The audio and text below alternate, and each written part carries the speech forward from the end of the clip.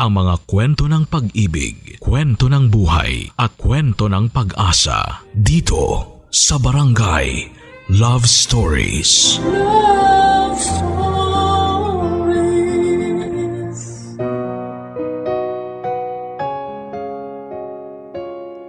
Ang tadhana ang nagdidikta kung ano ang maaaring mangyari sa atin. Sinasabing para mas maging organisado ang lahat sa buhay ay kailangan ng pagpaplano. Paano kung may mga bagay na mangyayari na hindi kasama sa plano mo pero matagal na palang plinano ng tadhana para sa iyo? Si Matt ay isang responsableng tao, kahit na anong mangyari ay hindi niya pababayaan ang kanyang pamilya, kaduguman o hindi. Takot siyang makapagpasama ng loob ng iba, lalo na sa mga minamahal niya. Laki sa hirap si Matt, kaya ang utang na loob ay napaka-importante para sa kanya.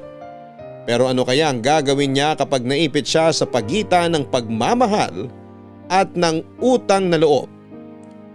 Pakinggan ang mga nangyari sa ating kabarangay na si Matt sa mga bagay na hindi sinasadyang aksidenteng pisikal at emosyonal na naganap sa kanya. Dito lamang sa mga kwento ng pag-ibig, buhay at pag-asa sa nangungunang Barangay Love Stories. Dear Papa Dudut, ako po si Matthew, pero Matt na lamang ang itawag niyo sa akin. Sa kasalukuyan ay 32 years old na. Ang aking pong ilalahad na kwento ay nangyari 6 na taon na ang nakakalipas. 26 na taon po ako noon at taga Mindanao. Noong panahon na yon ay 2 taon na akong nakakagraduate sa college.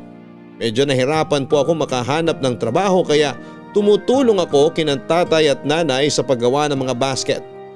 Yun po ang ikinabubuhay namin, Papa Dudut. Doon din po nila kami pinagtapos ng kapatid ko hanggang sa kolehiyo. Si ate nasa ibang bansa na noong panahon na yon, isa siyang caregiver sa Canada. Si ate ang nagpapadala ng pera para din pandagdag sa kinikita namin sa paggawa ng basket. Nahihiya na po ako kay ate at mas nahihiya na ako sa mga magulang ko dahil nga po sa wala pa din akong nagiging trabaho. Kahit na ayaw ko po ay binibigyan pa din ako nila tatay at nanay ng pera. Ayaw nilang magpapigil, kaya ang ginagawa ko na lamang po ay iniipon ko ang perang ibinibigay nila. Nang malaki na po ito ay doon na ako nag-decide na magpaalam kina nanay at tatay na luluwas ako ng Maynila para makahanap ng trabaho. Kahit ayaw nila ay napilit ko pa din sila. Alam nila ang nararamdaman ko. Kahit na hindi nila pinaparamdam na nagiging palamunin na ako, ay nasa utak ko po ang sitwasyon ko. Napakahabang kumbinsihin pero napa-oo ko pa din sila. Sa totoo lang, Papa Dudut, mga senior citizen na sila at ayoko na sana silang iwan, pero ayoko naman pong umasa lamang ng umasa at hindi gumawa ng paraan. Dahil nga po sa pagpayag nila ng pilit ay nakaluwas ako ng Maynila. Papa Dudut, wala kaming kamag-anak sa Maynila, kaya sa Palaran talaga ang pagpunta ko. Una kong plano ay makahanap ng murang kwarto na pwedeng upahan para mapag-iwanan ng gamit ko at may matutulugan sa gabi. Isusunod ko po ay ang paghahanap naman ng trabaho. Habang naghahanap ako ng mga bakanting kwarto ay hindi ko namalayan na nasa halos pagitna na pala ako ng kalye. Nagmadali akong bumalik sa bangketa dahil sa takot na masagasaan ay naging aligaga naman ako masyado. Natatakot tuloy akong tumawid at hindi talaga ako tatawid hanggang hindi kulay pula ang traffic light. Pero kahit pala maingat ka ay maaari pa din na may mangyari sa iyo.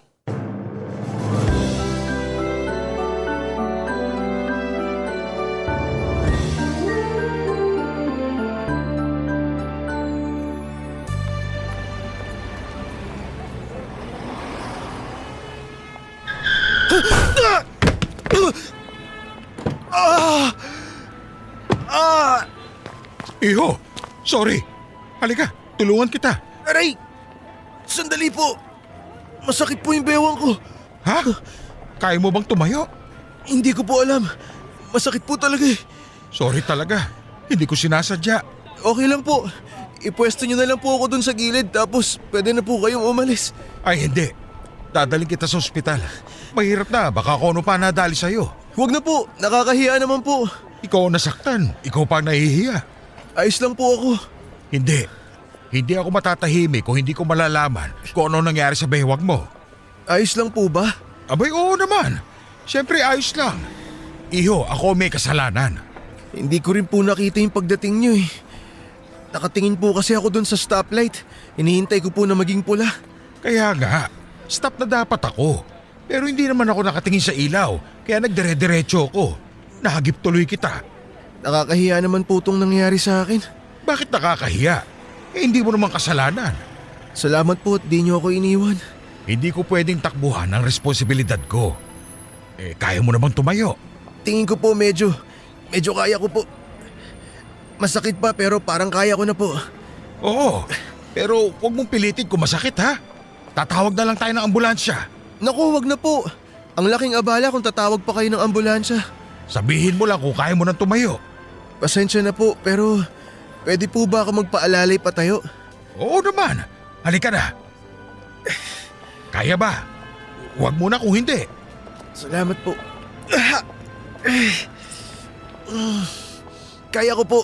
Medyo sumakit lang. Ayan, nakatayo ka na. Ngayon, kaya mo bang maglakad papunta sa kotse? Kaya naman po, kaso mabagal. Okay lang. Halika, aalalayan kita. Salamat po. Sandali ha, bubuksan ko ang pinto ng kotse. Salamat po. O ayan, dahan-dahan ang pagpasok at pag-upo. Ayan.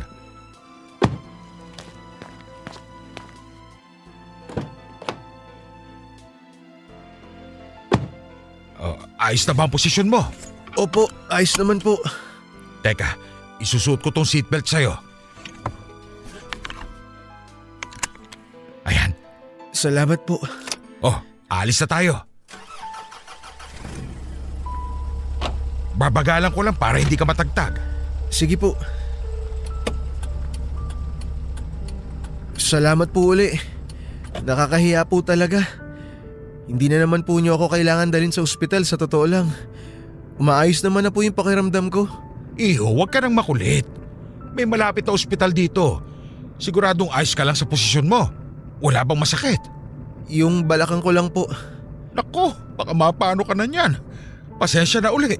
Kalimutan niyo na po yun. Teka, taga saan ka ba at saan ka pupunta? Taga Mindanao po ako. Naghahanap po ako ng room for rent para may matuluyan. Tapos maghahanap na po ako ng trabaho. Trabaho? Anong klase? Kahit ano po, hindi naman po ako maselan. Hayaan mo, magtatanong ako sa mga kakilala ko kung may bakante silang trabaho na pwedeng pasukan. Naku, maraming salamat po. Malaking tulong po sa akin yan. Ay teka, sabi mo naghahanap ka na marerentahan na kwarto? Opo, Kailan ka pa dito? kanina lang pong umaga. Ha? Kararating mo lang tapos nabundol pa kita. Huwag niyo na pong isipin yun. Ano ba itong nagawa ko? Huwag niyo na pong sisihin ang sarili niyo. Napakabait mo naman. Kung magrereklamo ka sa presinto, maiintindihan ko. Naku, hindi po. Hindi ko po gagawin yun. Napakabait niyo tapos aabalahin ko pa kayo. Ako nga umabala sa'yo eh. Ayan, malapit na tayo sa ospital. Bigla po akong kinabahan. Bakit? Takot po kasi ako sa injection eh. Itong batang ito, huwag mo isipin yun. Parang kagat lang yun ng langgam. Naku, hindi po ako naniniwala dun. Masakit pa rin po kahit isipin ko na hindi eh. Hayaan mo, hindi ako aalis hanggat hindi ka maayos. O eto, papark na tayo.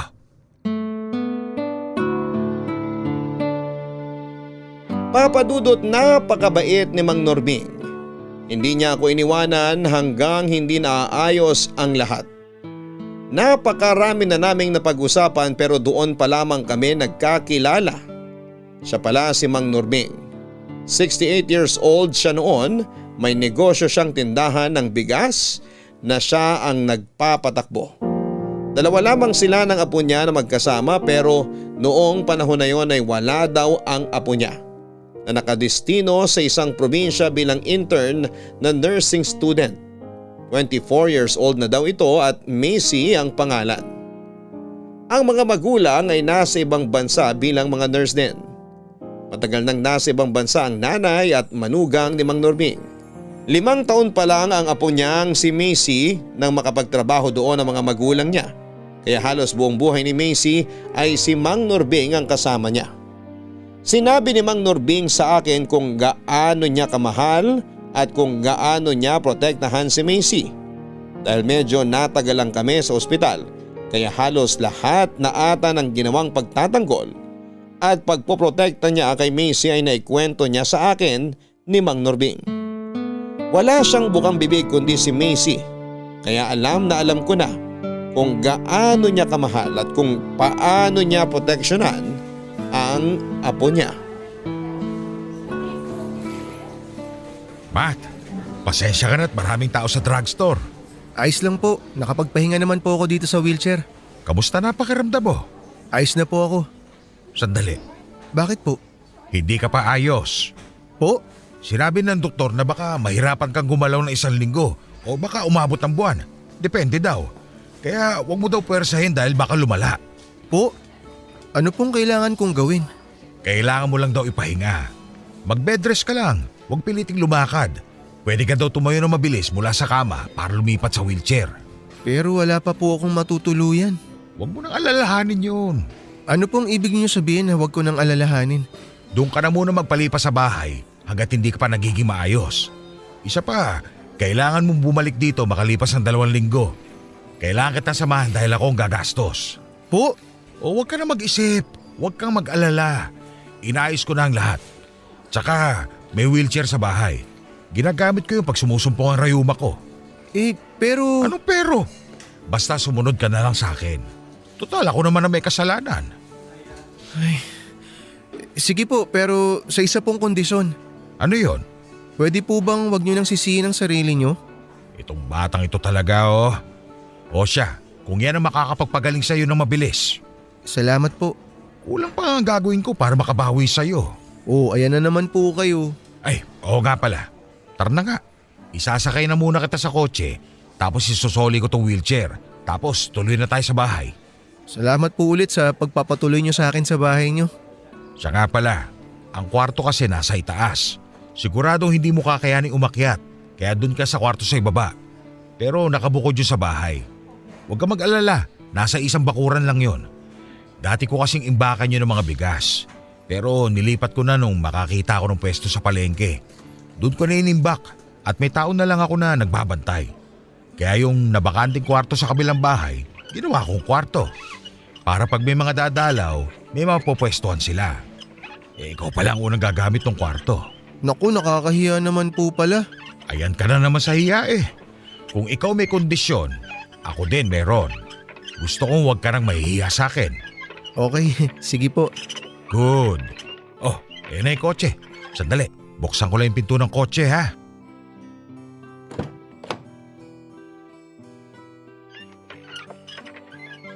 Oh, aalalayan kita pagsakay sa kotse. Dahan-dahan lang ha. Pagbilang ko ng 3. Handa ka na? Opo, handa na. 1, 2, 3. Ayos ka lang. Opo, Wala ba sumakit? wala naman po. O sandali, ibabalik ko lang tong wheelchair. Wag na po kayong lumayo. Bakit? Ayan po, may iniwan dyan sa shed oh. Baka pwede nyo na pong iwan dyan. Oo nga. Sige, mabilis lang ako. Opo, di po ako aalis dito. Alam mo, nakakatawa yung joke mo. Pero parang ayoko yatang gawing biro ang sitwasyon mo. Sa amin po kasi pag may problema, dinadaan na lang sa tawa. Kung sa bagay. O siya, sandali lang. Pwede na po dyan! Teka, magsi-seatbelt na ako. Ayan. Oh, handa ka na? Opo, nag-seatbelt na nga po ako eh. Very good. Pero hindi rin ako mabilis magpaandar ha. Ewan ko nga kung ano nangyari kanina at nabundol kita. Ayan na naman po tayo. Ay, oo nga. Tara, alis na tayo. Malapit lang naman ang bahay ko dito. Sabihin mo kung sasakit ang likod mo, tihinto tayo. Sige po, sasabihin ko po agad sa inyo kung sakali. Saan po pala kayo papunta kanina? May bibilin sana ako na gamot. Gamot para saan po? Maintenance. Alam mo na, tumatanda na tayo. Mabuti nakabili na kayo. Hindi pa. Po? Oo, hindi pa ako nakabili. Bakit hindi pa po? Kailangan muna kitang asikasuhin. Pero hindi po ba binilhan niyo ako ng gamot? Ay, oo nga pala no. Bakit ba hindi pa ako bumili ng gamot ko? Ay, si Mang Norbing oh. Masyado kasi akong naaligaga. Ayun po, may drugstore. Pero baka kailangan mo na mahiga. Hindi po, ayos lang po ako. Kailangan niyo po yung gamot ninyo. O sige, mabilis lang din naman ako. Huwag po kayong mag-alala. Hindi po ako aalis sa kinauupuan ko.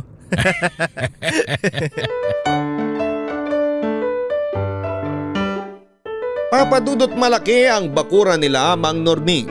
Masarap sanang mag-ikot kaso'y limitado lamang ang galaw ko.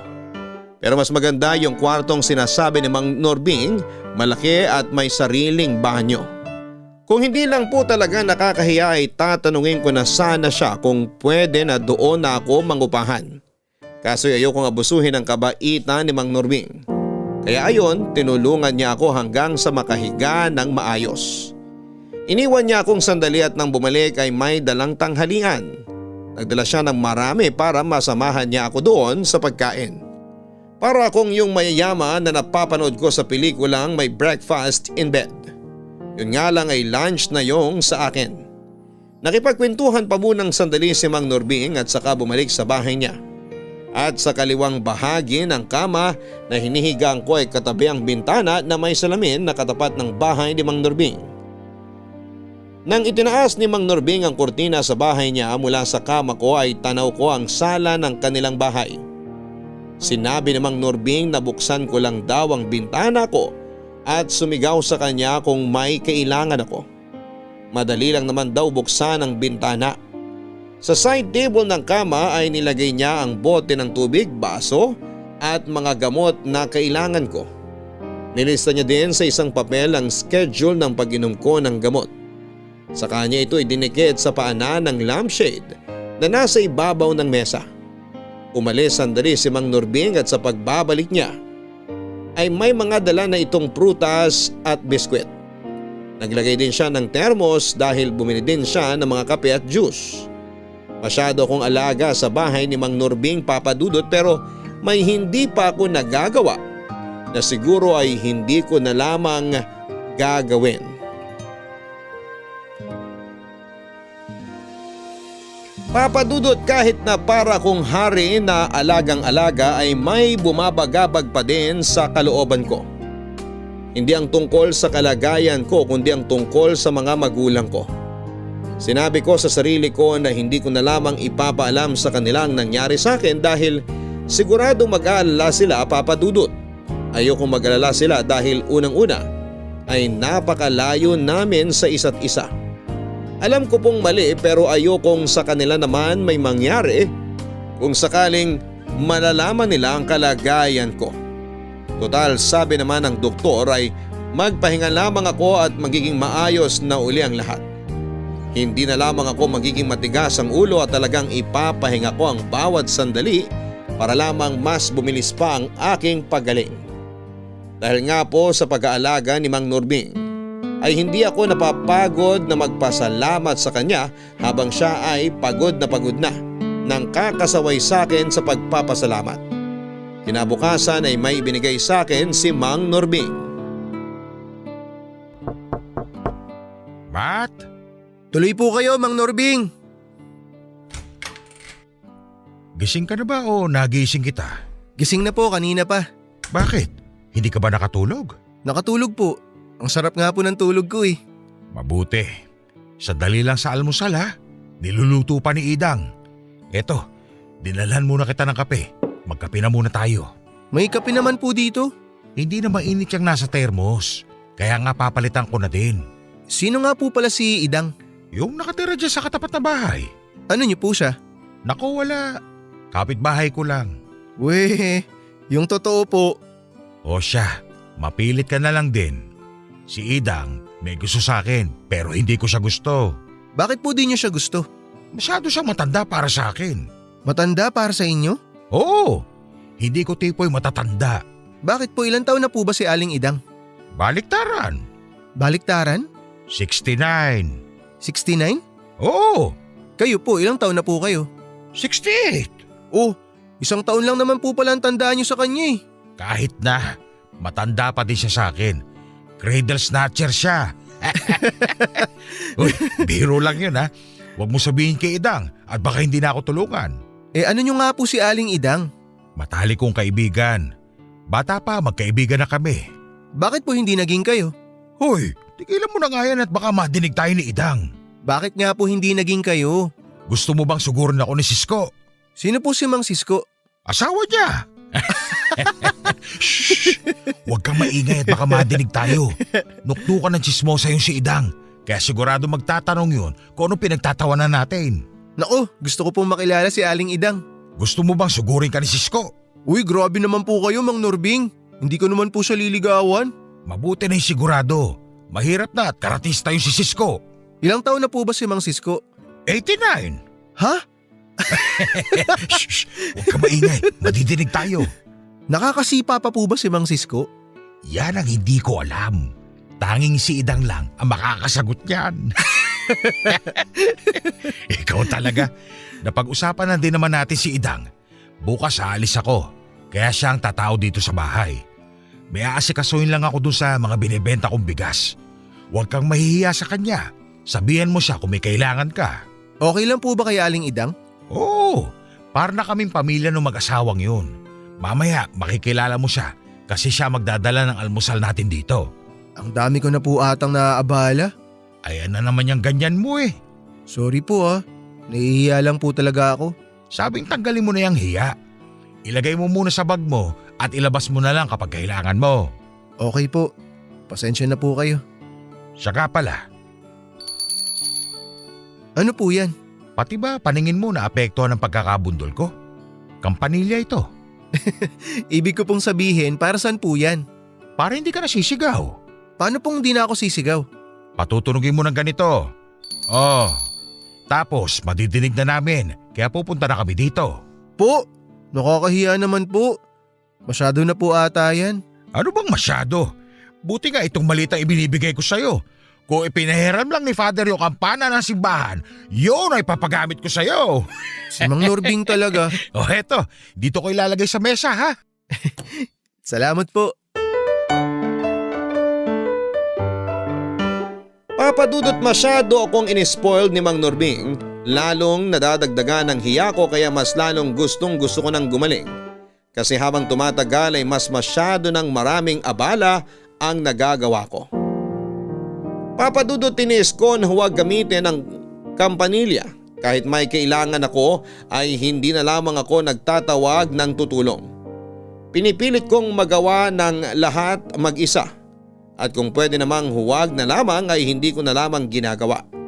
At hinahayaan ko na lamang. Nakilala ko na si Aling Idang, palabiro din siya. At nung siya na ang kausap ko ay siya naman ang gumagawa ng punchline kay Mang Norbing. Tawa din kami ng tawang dalawa. Bigla niya namang tinanong na bakit daw hindi ko ginagamit ang kampanilya. Unay nagdahilan pa ako pero sa kanya na din ang galing na sigurado daw na nahihiya ako. Sa kanya sinabi na hindi naman kalabisan kung gagamitin ko ang kampanilya kasi minsan ay mahirap madinig ang pagtawag. Pero kung kampanilya daw ay mas madaling madidinig ito. Nagbiro na naman siya na huwag lang daw may dadaan at tender ng sorbetes para hindi siya malito. Nakakatawa si Aling Idang pero mula nakakatawa ay napunta kami sa seryoso. Ang tungkol sa apo ni Mang Norbing na si Macy. Ayaw daw padapuan ni Mang Norbing sa lamok si Macy. Nung kailan lang ay nalaman ni Mang Norbing na niloko si Macy ng boyfriend niya. Ayon si Mang Norbing daw ay sumugod at kinumpronta yung taksil na lalaki. Tama nga po si Mang Norbing. May pagkatsismosa si Aling Idang. Habang iniisip ko yon ay natatawa ako pero pinipigil ko, Papadudot. Buong araw kaming magkasama ni Aling Idang.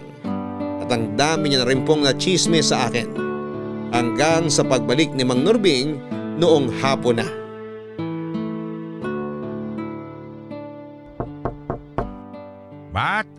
Mang Norbing, tuloy po kayo. Nakabalik na po pala kayo. Kadarating ko lang. Si Aling Idang po pala nasa kabila. Oo, pinauwi ko na din para makapagpahinga. Nakakahiya nga po eh. Huwag kang mahiya kay Idang, mabait yun. Opo, mabait nga po si Aling Idang. Tsaka marami po siyang kwento. Sino-sino ba ang chinismis niya? Wala naman po siyang chinismis. Yung mga kinuwento niya po yung tungkol sa mga kapitbahay niyo. O edi chismis ka. Si Idang talaga oh. Ang saya nga po niya kausap eh. Kaya lang, Ano? halos hindi po ako pinakikilos. Akala niya siguro hindi pa po ako makagalaw. Pagpasensya mo na yun. Intermitida eh. Ay, kumusta nga po pala yung lakad niyo? Ayos naman. Pero may mga kailangang balikan at ayusin. Kailangan kong pumunta sa Ilocos. Hindi ko pa sigurado kung kailan. Sige lang po, wag niyo po akong alalahanin. Hindi bale. Nakausap ko na naman si Idang at wala daw problema. Salamat po talaga. Pero nakakagalaw naman na po ako. Nako, sabi na nga ng doktor na wag mong puwersahin at baka lumala imbis na gumaling. Okay po, di na po ako masyado gagalaw. Hihintayin ko lang dumating apo ko. Pabalik na po siya? Oo, tapos na ang duty niya. Malapit na siyang graduate. Wow, congratulations po. Saka na, hindi pa naman gumagraduate eh. Naku, sigurado na po yun. Mana sa inyo eh. Kung sa bagay, pareho kaming matalino. Totoo naman po yan. Nakakainis nga lang at kakailanganin ko pang pumunta sa Ilocos para ayusin yung delivery. Kung kailan padating na apo ko. Oo nga po no. Hindi bale, sana sandali lang ako doon. Kung magaling na po ako bago kayo pumunta ron, tutulong po ako. Nako, kahit gumaling ka na, kailangan mo pa din magpahinga. Ibig sabihin, hindi ka pa din pwedeng pwersang kumilos. Pero Mang Norbing, kapag nakakatayo na po ako, magpapaalam na po ako. Wala nagmamadali sa'yong umalis dito. Sobrang nakakahiya na po kasi talaga eh. Alam ko pong makulit na ako pero hiyang-hiya na po talaga ako. Paulit-ulit din naman itong sasabihin ko. Ako may kasalanan kung bakit ka nakahiga dyan ngayon. Kaya para na lang sa konsensya ko, hayaan mo kung tulungan kita hanggat hindi pa bumabalik ang lakas mo. Okay po, sige. Pasensya na po kayo talaga sa akin. Oh, ano to? Malulungkot ba tayo? Gusto mo bang tawagin ko si Idang para magkwento sa'yo? Naku, baka tulog na po yun kasi nga napagod. Kasi sabi niya pag uwi niya may gagawin daw po sila ni Mang Sisko eh. Tignan mo yung dalawang yun, ang tatanda na eh. Hindi po. Ang ibig ko pong sabihin na ayusin daw nila yung aparador. Magtitiklop daw po sila ng mga damit. Yun ba? Kala ko kasi. Mang Norbing talaga. Teka, may sinabi pala si Idang sa akin. Hindi mo daw ginagamit yung kampanilya. Opo. Bakit? Kasi po maghapon naman po nandito si Aling Idang na ikipagkwentuhan. Ganun ba? Tsaka parang meron po siyang kapangyarihan. Ano? Kasi kahit hindi ko pa po sinasabi, parang alam niya na agad yung kailangan ko. Hindi pa rin pala niya tinitigilan. Ang alin po? Ang pangungulam. Po? Biro lang. Mang Norbing naman eh. Kasi naman, kaya pala hindi mo ginagamit yung kampanilya, nandito pala siya maghapon. Opo. Pati nga po yung pagbabanyo ko, sasamahan pa dapat niya ako eh. Sinabi ko sa kanya na wag na po, kaya ko naman. Nakinig ba? Si Mang Norbing talaga. Siyempre opo, nakinig naman po. Mabuti naman at magkasundo kayo ni Idang. O siya, magluluto muna ako ng hapunan natin.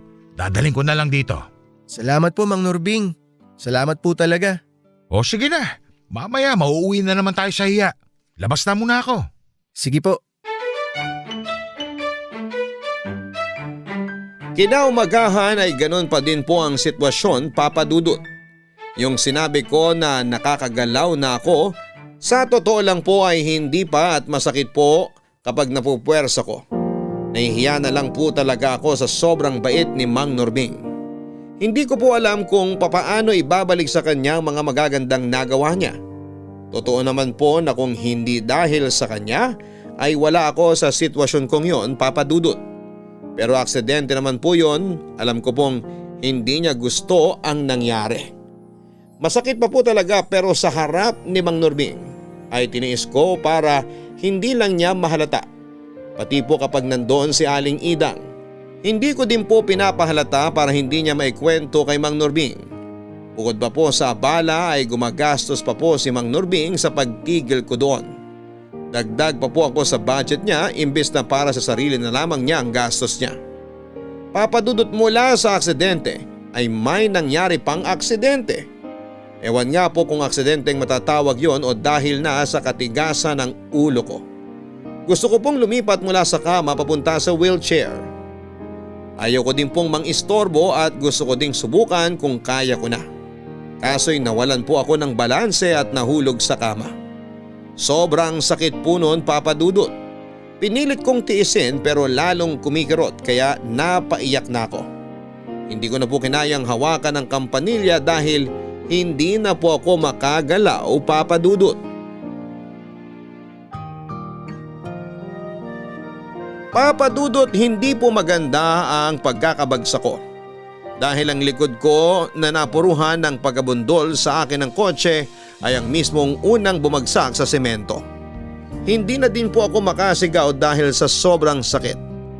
Umiiyak na lamang po ako at mabuti ay pumasok si Aling Idang at nakita ko. Napahiyaw si Aling Idang kaya napatakbo naman si Mang Norbing. At saka ako nakita, Papa Dudut. Ayaw muna nila akong galawin, baka daw mas lumala pa ang sitwasyon ko. Tumawag ng ambulansya si Mang Norbing. Lalo po akong nahiya sa ginawa ko. Lalo po akong nakaabala. Pinauwi din po ako kaagad ng doktor, hindi ko po alam ang sasabihin kay Mang Norbing. Pero sa nagawa ko ay wala akong naramdamang galit kay Mang Norbing. Sinabi niya lamang na sana'y huwag na akong magpilit at nandun naman sila para umalalay sa akin.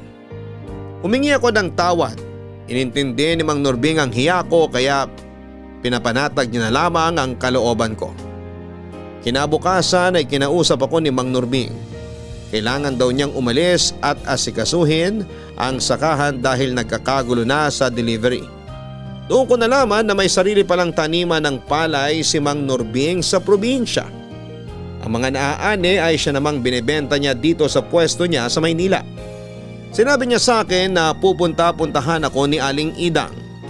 Huwag daw akong mahiya kay Aling Idang para huwag nang maulit ang aksidente. Umuon na lamang po ako dahil nangapo sa hiya ko sa nangyari. Sinabi din niya na tutulong ang apo niya na si Macy na pauwi na rin. Hindi na sila mag-aabot dahil kailangan ng umalis kaagad ni Mang Norbing. Umalis din siya matapos naming mananghalian at si Aling Idang na ang umasikaso sa akin. Makulit si Aling Idang sa kakapaalala na huwag kong pilitin ang sarili ko. Hindi po ako naiinis sa kulit niya kasi alam kong puro ang senseridad niya sa pagsasabi sa akin. Kinabukasan ng gabi naman po ay dumating na si Macy pero hindi ko siya nakita noon. Kasi gabi na nang dumating siya kaya nagulat ako ng kinabukasan ay may kumatok. Akala ko ay si Aling Idang si Macy pala. Nabigla ako na nagulat na natulala pa, Papa Dudut. Maganda pala si Macy at hindi lang yon. Para siyang babaeng bersyon ni Mang Norbing. Sobrang bait niya, nakagaya ng lolo niya.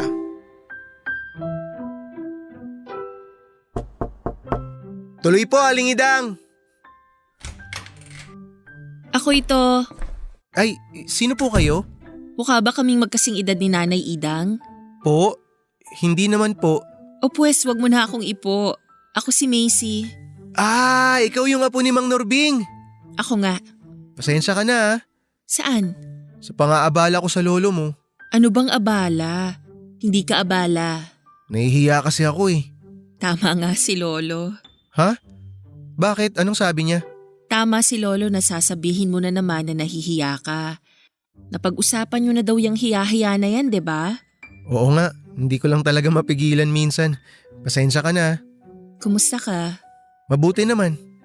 Anong nararamdaman mo? Wala naman. Imposible naman. Ha? Bakit imposible? Wala kang nararamdaman? Oo, wala. Manhid ka? Ha? Biro lang.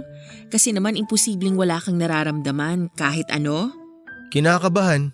Bakit? Ewan ko nga eh. Mag-relax ka lang. Huwag mong stressin ang sarili mo. Kasi ang nagpapalala ng sakit ay stress. Oo nga pala, nurse ka. Nursing student pa lang, pero pag-graduate na. Oh, magiging nurse ka na nga. Kukuha pa ako ng licensure exam. Siyempre kailangan kong ipasa yon para maging registered nurse. Papasa ka. Kasi sigurado naman na matalino ka. Sinabi din ni Lolo yan. Ang alin? Nabolero ka? Ha? Biro lang uli. Kasi naman ang lakas mong mambola. Seryoso ako. Sige na nga. Ay, sandali pala sa almusal ah. Ayos lang, hindi pa naman ako nagugutom eh. Malapit na maluto yon, sabi ni Nay Idang. Pagkaluto, dadalhin ko agad dito para makakain ka. Namiss ko tuloy si Mang Norbing. Si Lolo? Bakit? Kasi lagi niya ako sinasabayan sa pagkain. Ah, dito kumakain si Lolo. Oo, para may kasama raw ako. Nako, tingin ko baliktad. Sigurado ko, kaya kanya sinasabayan para may kasama siyang kumain. Kasi lagi kaming magkasabay noon. Yun nga nung nakadistino ako sa malayo, siya na lang ang kumakain mag-isa. Kaya madalas nakila Nay Idang yun. At dun sila kumakaing tatlo ni Natay Cisco. Ah, ganun ba? Ako din naman masaya pag may kasamang kumakain. Sandali, sinasabi mo ba na dito ako kumain? Ha? Hindi! Ang ibig ko sabihin, masaya lang akong kasama si Mang Norbing na kumakain. Masarap talaga kumain pag may kasabay. Kaya nga, ibig sabihin gusto mong may kasabay ka dito. Hindi naman. Si Aling Idang naman minsan sinasabayan din ako dito. Hindi kakain dito si Nay Ida ngayon. Bakit hindi? May lunch date sila ni Tay Cisco. Ganun ba? Ayos lang naman ako. Hindi eh. Pasensya na. Huwag ka sana magalit. Wala naman akong ibig sabihin. Hindi. Kasi nga gusto mo may kasabay ka. Sorry talaga. Gusto ko din may kasabay. Buti na lang inimbita mo ko. Ha? Binibiro lang kita. Pero mabuti sinabi mo dito kumakain si Lolo. Kaya dito na din ako kakain para may makakasabay ako. Sandali, baka luto na yon, kukunin ko na. Ha? Sige. Salamat. Isang linggo na pero hindi pa bumabalik si Mang Norbing. Tumatawag lamang ito kay Macy para sabihin ang kalagayan niya sa probinsya. Maayos naman daw siya doon at kinukumusta din ako ni Mang Norbing at hindi nagsisinungaling si Macy. Sinasabi ni Macy ang totoo na lagay ko na hindi pa talaga bumubuti. Nakasama nga po talaga yung pagkabagsak ko. Kaya ayon, tumagal na naman ang recovery ko. Kaya si Mang Norbing ay hinahabilin na lamang ako kay Macy at Aling Idang. Lumipas ang mga araw at nasa probinsya pa si Mang Norbing. Si Macy naman ay hindi nagpapabaya at halos araw-araw naman siyang nasa bahay. Kaya ang almusal, tanghalian, hapunan, kasama pang merienda ay nandun siya sa kwarto. Doon kumakain at nakikipagkwentuhan, Papa Dudut. Mag-aapat na linggo ay parang may hindi ako maipaliwanag na nararamdaman kay Macy. Lalong gumaan ang loob namin sa isa't isa. Matt, Macy, tuloy ka. may dala akong merienda. Salamat. Nakaupo ka na sa kama. Oo. Hindi mo ba pinilit? Hindi na masakit. Pero medyo hirap pa rin sa paggalaw. Mabuti naman. Magandang progress yan. Sana nga. Basta wag mo nang ipilit at baka bumalik na naman. Gusto mo na ba akong gumaling? Siyempre naman. Gusto mo na akong umalis dito? Bakit mo naman naisip yan? Kasi kapag magaling na ako, kailangan ko nang umalis. Wala namang nagpapaalis sa'yo. Kahit walang nagpapaalis, pag gumaling ako, syempre kailangan ko nang umalis. Nakakahiya na. Ganito na lang. Kahit gumaling ka pa agad, hindi ka aalis. Hihintayin natin si Lolo para siyang magdesisyon. Sa bagay, oo nga, tama ka. Para makapagpaalam din ako ng maayos. Bakit ka magpapaalam? Hayaan mo ngang si Lolong magsabi. Kailan ba babalik si Mang Norbing? Alis na alis ka na ba? Hindi naman. Naiisip ko lang kasi siya. Baka 2 hanggang 3 linggo pa daw. Mahigit 1 buwan na siya dun ah. Oo, kailangan niyang ayusin yung sakahan para maisaayos sa mga delivery ng bigas. Dapat kumuha na lang ng tao si Mang Norbing para parelax-relax na lang siya. Tama ka. At may naisip na ako kung sino. Sino? Ikaw. Ako? O di ba naghahanap ka ng trabaho? O eto na ang chance at ipipilit ko talaga kay Lolo na kumuha na ng tao. Hindi na maganda sa kanya ang masyadong nagpapagod. Salamat. Sana pumayag si Mang Nurbing. Bakit naman hindi? Siyempre papayag yun. Sana nga. Tapos, sasabihin ko sa kanya na maging permanente ka na dito. Total wala namang gumagamit ng kwarto na to. Nakakahiya na ata yun. Hay nako, ayan na naman si Mr. Nakakahiya. Ayaw mo na ba dito? Hindi. Gusto ko nga dito eh. Pero dapat makapagtrabaho muna ako para may pambayad ako sa upa ko dito. Bakit ka pa magbabayad hindi naman talaga pinauupahan ito? Wala namang gumagamit kaya walang problema. At yung trabaho, hindi ba kay lolo ka na magtatrabaho? Hindi pa naman siguradong matatanggap ako. Teka, ayaw mo ba yung trabaho? Baka pinipilit kita masyado. Hindi. Sabi ko nga kahit anong trabaho okay lang sa akin. Kaya nga, solve ng problema mo sa bahay at solve ng problema mo sa trabaho. Macy, Bakit? kasi pagpunta ko dito may dala akong pera na naipon ko. Pambayad ko sana yun sa uupahan ko kung sakali habang wala pa akong trabaho. Hindi ko pa nagagastos yun. Magaling. May bangko ka ba? Gusto mo i-deposito ko doon? Wala naman akong bangko. Paggaling mo, mag-open ka ng account para makaipon ka. Oo, gagawin ko yan. Pero yun sanang perang hawak ko, gusto kong ipadala sa mga magulang ko. Ha? Sige. Kasi ang alam nila nagtatrabaho na ako eh. Ayoko naman sabihin sa kanila yung nangyari sa akin kasi ayoko mag-alala sila. Kaya yung ipapadala ko, kunwari na lang, sweldo ko yun sa unang buwan ng trabaho ko. Ganun ba? Sige, tutulungan kita. Salamat. Kumusta naman ang pamilya mo? Mabuti naman sila. Buti hindi ka hinahanap ng girlfriend mo. Wala naman akong girlfriend. Bakit? Hiniwalayan niya ako bago ako pumunta rito sa Maynila. Ay, sorry. Okay lang. Ayos lang yun. Dahil ba pupunta ka ng Maynila kaya kanya hiniwalayan? Hindi. Humanap lang siya ng pagkakataon kung kailan niya sasabihin. Kaya nung nagpaalam ako na luluwas ako dito, ayun, sinabi niya na rin na maghiwalay na kami. Yun din ang akala ko nung una eh, na alis ako papunta rito kaya siya nakipaghiwalay. Pero napilit ko siya na sabihin sa akin yung totoong dahilan. Ayun, inamin naman niya na may gusto na raw siyang iba. Matagal na pala niya akong planong hiwalayan, di lang siya makakuha ng pagkakataon na magsabi. Nakakalungkot naman. Nung una oo nakakalungkot talaga pero ayoko maapektuhan yung pangarap ko eh kaya pinilit kong makarecover agad. Tsaka masaya na ako ngayon. Oo, magsaya ka kasi matutupad ang mga pangarap mo. Bukod sa pwedeng matupad ang mga pangarap ko dito, masaya ako ngayon dahil sa'yo.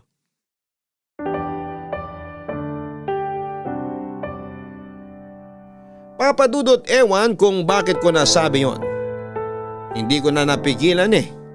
Nung nahimasmasan nga po ako ay bigla akong nahiya, Papa Dudut.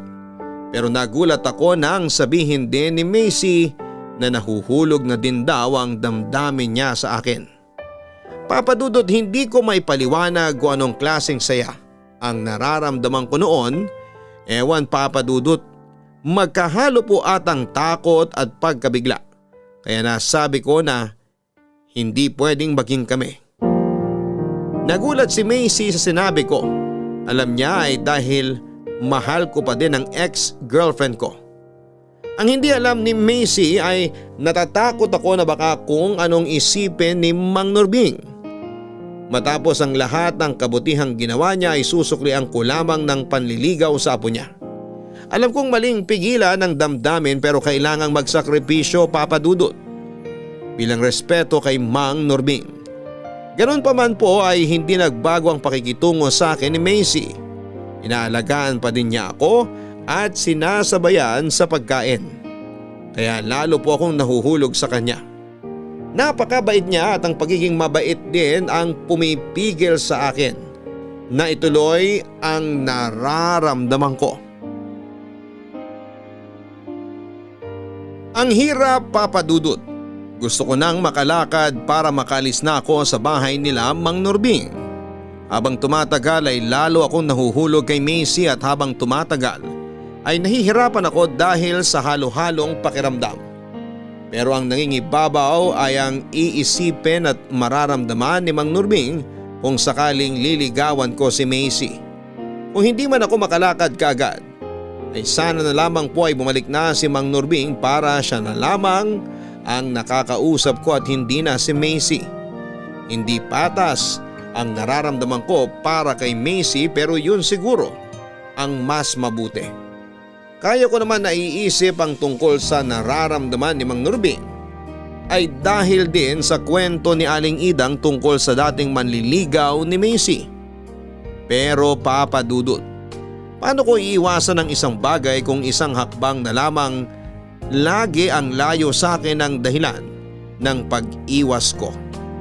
Para akong lumalakad sa isang umiikot na plaka na kahit na anong bagal o bilis ng paglalakad ko ay mababalik at mababalik-balikan ko pa din yung iniiwasan ko. Ilang araw na hindi namin napag-usapan ang bagay na yon pero ewan ba kung bakit biglang pumasok sa usapan na yon, Papa Dudut.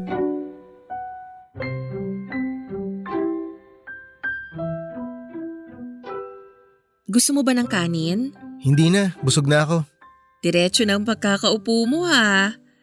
Magpahinga ka lang sandali. Maya-maya, subukan natin maglakad. Salamat talaga sa Diyos. Alam mo, sinubukan ko kagabi. Nakakalakad na ako. Mabagal lang pero at least nakakatayo na ako tsaka nakakaakbang. Gusto mo makita? Oh, wag kang ma-excite. Baka mamaya mabigla na naman. Subukan uli natin tapos sabihin mo kung may nararamdaman kang sakit para tigil muna tayo. Hindi pwedeng pilitin pag masakit na ha. Oo, wag kang mag-alala. Hindi ko naman pinipilit. Hinay-hinay tayo. Umpisa dito muna sa paligid ng kwarto, tapos sa bakuran, tapos hanggang sa bahay ni Nanay Idang. Salamat din sa'yo kasi magaling ka mag-alaga. Para saan pa at naging gusto kong maging nurse kung hindi ako maalaga? Kung ikaw naman ang nurse, okay lang na magkasakit kahit paminsan-minsan. Tumigil ka nga dyan. Kung nandito ang girlfriend mo, baka naaway ka na nun. Oh, bakit naman siya napasok sa usapan? Bakit hindi? Eh di ba siya ang dahilan kaya ayaw mo na muna ma-in love? Kung bakit hindi pwedeng maging tayo? Hindi. May ibang dahilan. Ha? Ano? Huwag na lang natin pag-usapan. Sige na, kung ayaw mong pag-usapan, kalimutan na natin ang usapang to. Huwag ka sanang magalit sa akin. Halika na, subukan mong lumakad. Macy, huwag ka sanang magalit. Hindi naman ako galit. Madali naman akong mag-adjust. Kung ayaw mo ng topic, edi kalimutan, ibahin, palitan. Hindi naman sa ayaw. Nahihiya lang ako. Natatakot. Ayoko magalit si Mang Nurbing sa akin. Bakit siya magagalit? Nakausap mo na ba siya? Baka hindi ko siya kayang kausapin sa totoo lang. Ayoko kasing isipin niya na sinamantala ko yung kabaitan niya. Matapos ng maraming magagandang nagawa at naitulong niya sa akin, liligawan ko yung apo niya. Eto ang sasabihin ko. Hindi ko alam kung paano nangyari, pero nangyari na lang na mahal na kita. Diretsyong tanong, mahal mo din ba ako? Oo. Lolokohin mo ba ako? Hindi. O anong kinakatakot mo? Kung seryoso ka, maiintindihan naman ni Lolo yon. Pero… Ay, Matt. Huwag na nating pag-usapan to. Halika na nga. Subukan mo na uling maglakad. Dahan-dahan ka lang tumayo. Humawa ka sa balikat ko. Aalalayan kita. Macy… Pag hindi mo kaya, sabihin mo para iupo uli kita. Sige na. Subukan mong ihakbang ang kanang paa mo. Ayan, sige. Dahan-dahan lang. Oh, nakatayo ka ng mag-isa. Sige, dahan-dahan kang humakbang. Macy… Ayan, kaya mo na. Pwede ka nang maglakad sa bakuran para maibang nakikita mo. Macy, mahal kita. Mahal na mahal. Anong ibig sabihin nito? Lolo, Magandang tanghali po, Mang Nurbing. Huwag niyo akong paikutin. Papasok na sana ako nang marinig ko pinag-uusapan niyo. Mang Nurbing, hayaan niyo po ako magpaliwanag. Tumahimik ka! Ingrato! Matapos ang lahat ay pinakita ko sa iyo kabutihan, tutuklawin mo ako! Lo, hayaan niyo siyang magpaliwanag. Huwag kang makialam dito! Mang Nurbing, kakausapin ko naman po talaga kayo. Mali lang po na nadinig niyo ngayon. Mali! Ikaw ang mali! Maling tinanggap pa kita dito. O yan, nakakalakad ka na pala. Pwede ka na umalis. Lo, Mang Norbing, wag po kayong magalit. Patawarin niyo po ako. Ano pang hinihintay mo? Lumayas ka na! Layas! Lo, tama na po. Macy, wag na. Aalis na lang ako. Umalis ka na! Huwag mong kausapin ang apo ko! Bitbitin mo lahat ng gamit mo! Huwag ka na mag-iwan! Ayoko na makita ang pagmumukha mo dito sa pamamahay ko! Patawad po, Mang Norbing. Maraming salamat po sa lahat. Paalam po. Lo, huminahon po kayo. Matt, sandali. Tumigil ka! Hayaan mo siya!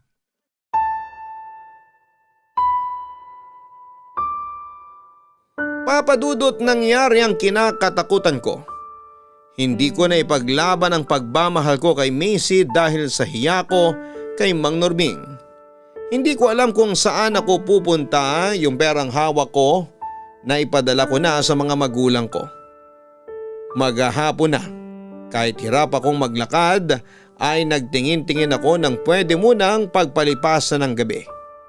Kinabukasan naman ay sinubukan kong maghanap ng pwedeng pagtrabahuhan. Ang sakit, Papa Dudut, para akong nagtaksil sa 2 tao.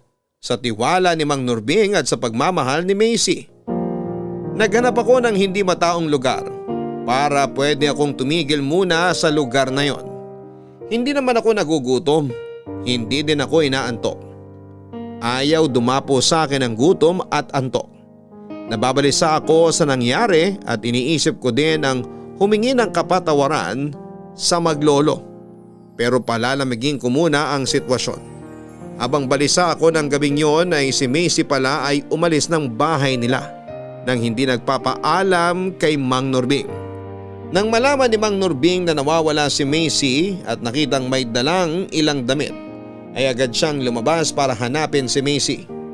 Ako naman na walang kalam-alam sa nangyayari sa maglolo ay isip ng isip. Nang mapansin ko ang isang babae na naglalakad sa kanto na may kadiliman dahil sira ang ilaw. Nang may mabilis na kotseng kakalikulang ang tumutok sa kinakatayuan ng babae. Parang hindi ko naramdaman ang sakit ng likod ko at napatakbo ako sa babae at hinila ito palayo sa rumaragasang kotse. Natumba ako paglampas ng kotse. Miss! Diyos ko. Matt? Macy!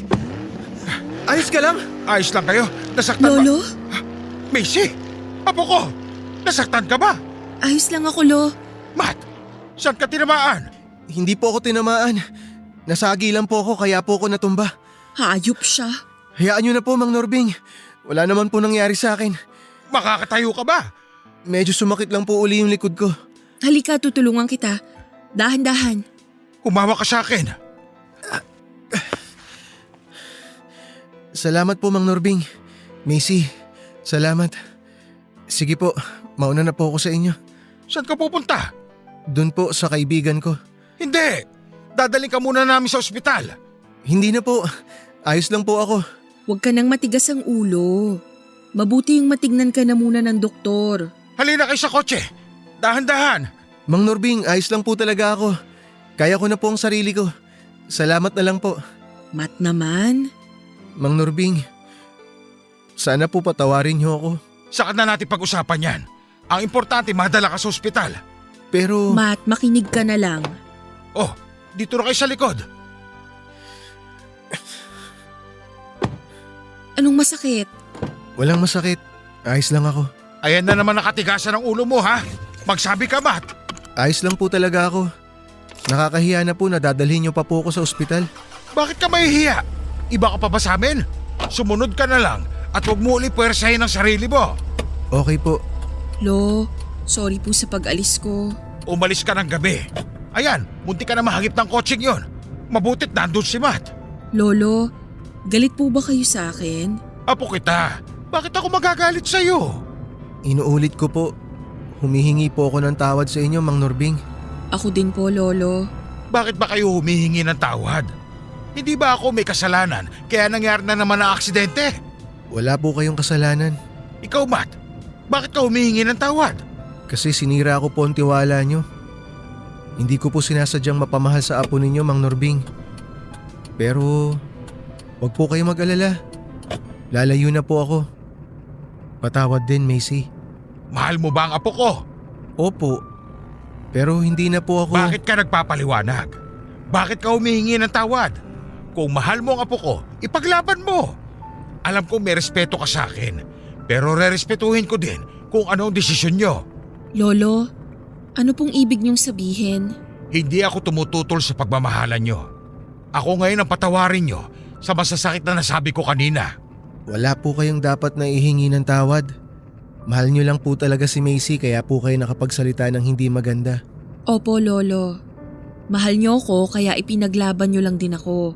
Kayo po ang nagsabi niyan. Salamat. Ako po ang nagpapasalamat, Mang Nurbing. Hindi ko po sisirain ang tiwala ninyo. I love you, Lolo ko. Kailan yung balak magpakasal? Po? Lolo, ano ba kayo? Manliligaw pa nga lang si Matt. Malayo pa po ang kasal sa isip namin. Kasi may mga pangarap pa kami.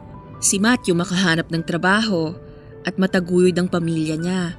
At ako naman ang makapagtapos at maging nurse. Ay, salamat. Yan ang gusto kong marinig.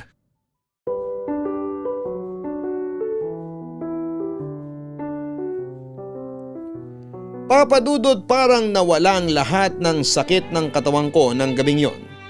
Hindi lang sa napayagan kaming magkaroon ng relasyon ni Macy, kundi nang ibalik muli ni Mang Nurbing ang tiwala niya sa akin. Pagkagaling sa ospital ay doon din kami lahat tumuloy sa bahay nila Mang Nurbing. Papa Dudut, nagkatotoo lahat ng sinabi ni Macy. Pumayag si Mang Nurbing na doon na ako tumira sa bahay nila. Pinagawan pa niya ako ng lababo ang tinutuluyan ko para daw may sarili akong kusina. Pero paminsan-minsan ko lamang naman magamit kasi nga po ay lagi nila akong tinatawag na doon na kumain sa kabilang bahay. Ayaw pabayaran sa akin ni Mang Nurbing ang renta. Pero nagpilit po ako, Papa Dudut, na magbabayad na ako ng renta kapag nagkatrabaho na ako. Pumayag siya kaya nung magkatrabaho ako ay sinimulan ko na ang pagbabayad. Siya nga pala, Papa Dudut, kay Mang Nurbing din ako nagtatrabaho.